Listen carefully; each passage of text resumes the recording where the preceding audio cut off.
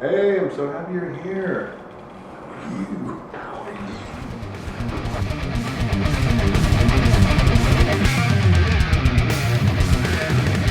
But I'm pretty stoked. I've been working on some melodies and some solos on the track. You heard the solo on the last Studio Update 12. That solo is finished. You've heard most of it. You haven't seen me play it all the way through yet, but we're going to do that today for sure. I wanted to talk to you guys about coming up with the melodies and coming up with the little parts that I came up with for some of the versey sections and things like that. And I'll even explain to you what the versey sections are if you are just joining us now. But you may have, if you go back and listen to some of the other studio updates, you'll know, oh, that's the versey section, yeah. I'll kind of explain to you how I came up with these parts and play them for you and see what you think, because I'm pretty stoked about it. It's all kind of came together really nicely. I thought the song was completely done about a week or so ago, but then I decided to add just a little bit of sprinkles of goodness on it here and there. What I call Anna dust. Yeah, you're gonna love that one. And it just kind of has this extra little flavor, you know, because, you know, as an artist, painters, sculptors, musicians, your work, you don't ever feel like it's really ever done. You're constantly kind of tweaking and tweaking, but you have to be smart enough to know when to just say, hey, we're done now. We have to stop, because otherwise I'm just going to over-decorate the cake and it's going to be messy and have too much information, and no one's going to be able to grasp a hold of it like in a conscious, good way. So I'm going to continue showing you how that process was, and then also show you when I decided to quit, because now I believe the song is really done, except for I just sent it last night to a keyboard player that's going to do some like ambient atmospheric kind of sounds to kind of bring some other modal vibey stuff to light, you know, in the background that's more audible with like headphones, or just really light in the mix where it's kind of a suggestion of a cool feeling or vibe. So I'm excited to hear what that person does with it, and I'll keep you more up to date with that as that happens. I'm going to start at the beginning of the song, and we're going to work our way through the leads and the melodies and stuff. So in the beginning, I got this section called Big Chords. Sounds like this.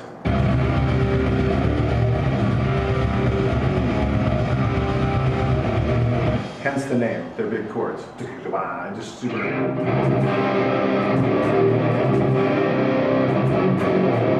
Okay, so I knew that is leading into the verse section. So I wanted to have like a build. I wanted to build something there. So what I am coming up with here is this.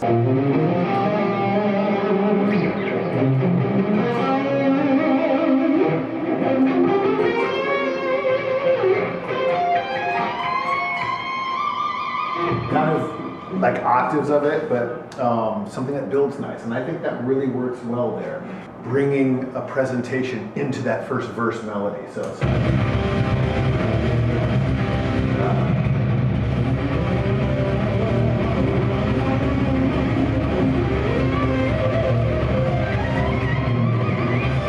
so you've got that nice build-up. And by the way, when I did these, the build-up, if you notice, one kind of starts before the other ends. The other one's like, they're just kind of like just a hair on top of each other. The next one comes in right as the other one is sliding out, just to build a little bit of extra excitement, you know what I mean? And so it's like a lot of these small nuances really make a big difference for the person listening, especially a person like me. It builds excitement to know, oh, I can hear that one kind of starting before the other one ends, and it's just kind of like, it's got this good momentum to it. It kind of builds it. And then when I get into the verse, this particular, if you listen to that delay, you hear that? Before that last note, there's something happened in that take that is just really, you hear that like, there's a really, it's almost like there's a super high note that happens like when I'm going, it's interesting. Anyway, I really wanted to capture that, and so I put the delay on, so it really kind of, you can kind of hear it like off in the distance. And when it goes to mixing, mastering, I want to make sure that little super high pitch is like pronounced. It just adds like a little glimmer of light, like something shiny just happened there. Okay, I'm really happy with the way this particular verse thing turned out, because I had like this sextuplet lead that I was doing, and it was on top of the 4/4, and of course threes are divisible in 4 once you hit 12. So when you have like these rhythms in 4/4, 4/8, 12, you know, in 3 revolutions it's going to repeat itself. If you're doing triplets, 3, 6, 9, 12, it's 4. So 4 times, excuse me if I said that wrong, I apologize, but if you're doing triplets, 1, 2, 3, 1, 2, 3, 1, 2, 3, it's going to take 3, 6, 9, 12 before it really does like a repetitive thing. And something about it wasn't fitting just right, so I came up with this 4/4 pattern for the first part of it, and then moved into the sextuplet feel, or the sextuplet and 3, 6, it's all the same in my book. So 3, 6, any of that stuff sounds very triplety. Anyway, so if I did the 4/4 first and then pronounced it into the other, it really started to work well. And I'll play that for you now. Look. So front pickup vibe, so it's going to be.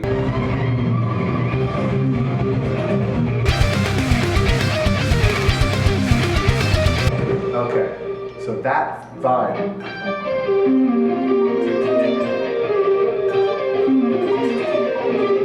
It just has a great feel to it. It's repetitive. It's kind of like this nice flowing melody that's kind of descending and then ascending, and it has a good feel to it for me. This section is just kind of like, it graduates into it from the 4/4 to this descending and ascending arpeggio things, which is more the triplety feel.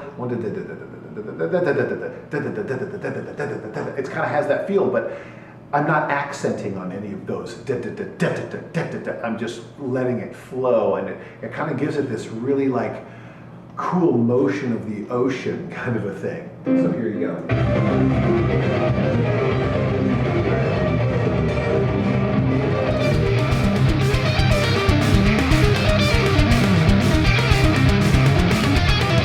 And I chose to end that progression with the diminished, because it goes right into the. That's the thing, when it comes into the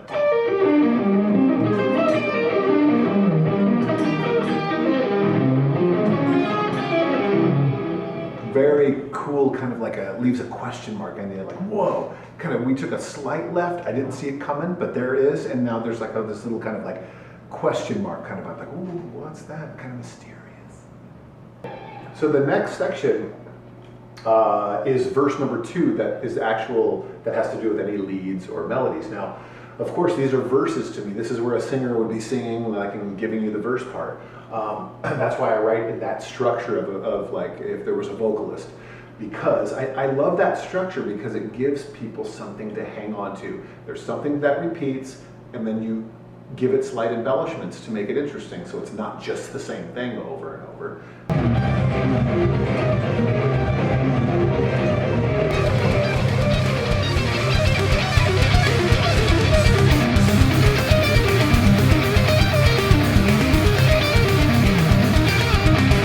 But then keeping the tail end of the verse the same as well. So it kind of has this cool embellishment, gives it a little more, shred and a little more like intensity to build that like more excitement as the song is progressing, because that's what we all want. The next section that I'm going to be doing is this actual solo, and you've heard it already, but I don't think you've seen it actually all the way through. So let's get into that.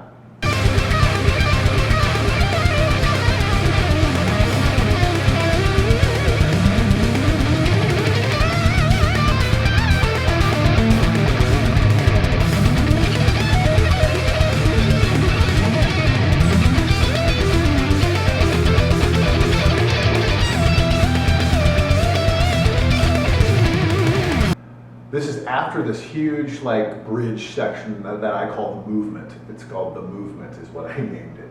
And it goes from the movement to like movement disco, because we put some 16th note hi-hats in to really give it that pop feel.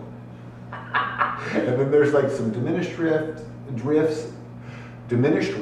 excuse me, and then some string skipping riffs, I call them, and all that's just single guitar take stuff that are just doubled for left and right rhythms.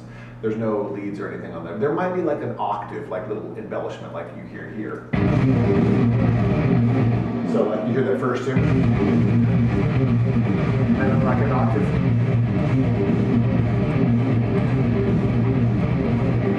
Just to add some additional excitement, there's like an octave right there. But the second time this big chord stuff come in, and you remember the first big chords is this.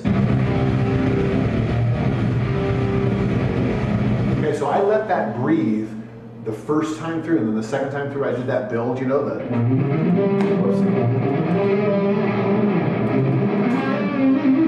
Okay, now I did that again, but on the big chords the second time through I did a nice embellishment to build a little bit more excitement, and I put a solo in the beginning part of it. So here we go. Big chords number 2. Okay, so this lead right here comes to the chords.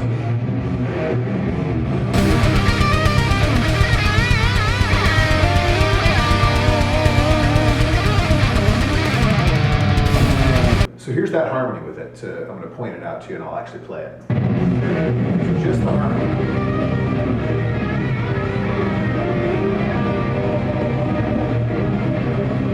Got that really good feeling. So let's move on to verse 3, excuse me. And this leads us right into it. So we got that build again. So the build is going to happen right here.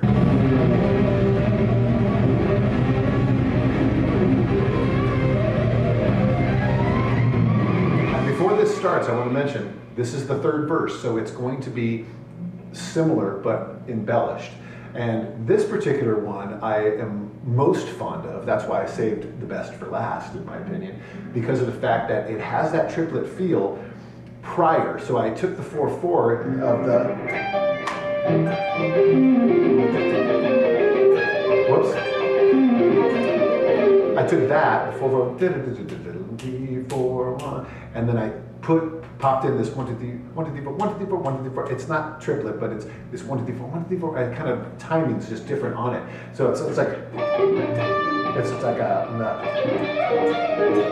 You'll hear it. You'll really dig it. I hope you really dig it anyway. So here it is. Okay, after the build.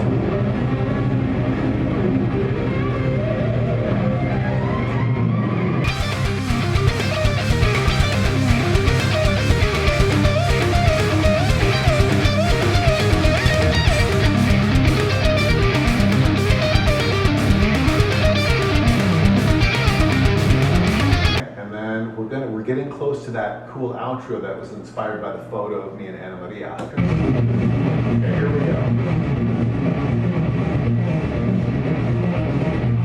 2, 3, 4.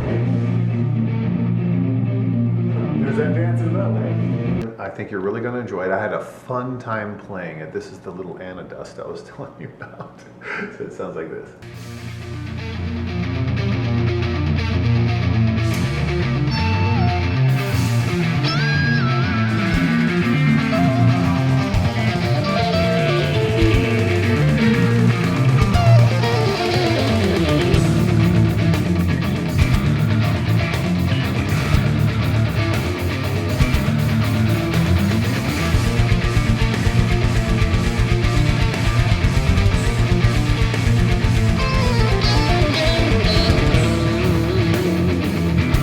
So this section here, the whole, the last riff that I was just showing you with those jazzy little cool things on it, I added a part that's purposefully supposed to be really mixed back in the mix and where you could barely hear it. And what that sounds like is this. I isolated it for you. It's got the effects on it. So here's what it sounds like. Ready? Here we go.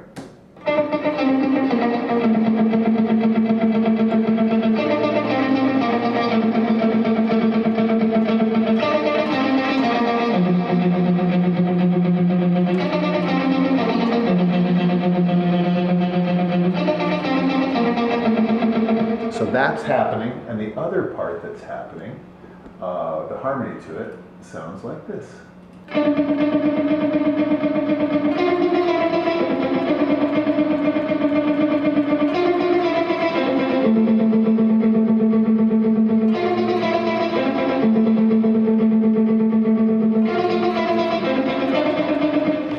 And so together, I think that adds a really nice feel in the background. So if I unisolate everything,